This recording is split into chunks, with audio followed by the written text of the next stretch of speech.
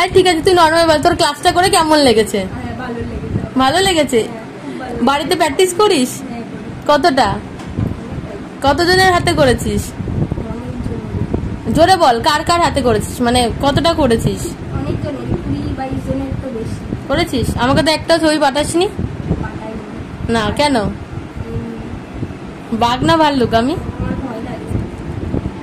কেন, আমি কিছু বলি তোকে? আমাকে ভয় লাগে? ভগবান, তোরা যে পরীক্ষাটা দিতে এসেছিস ভয় লাগছে না? আরে কেন ভয় লাগে কেন? আমি কি বকা দিই তোদেরকে?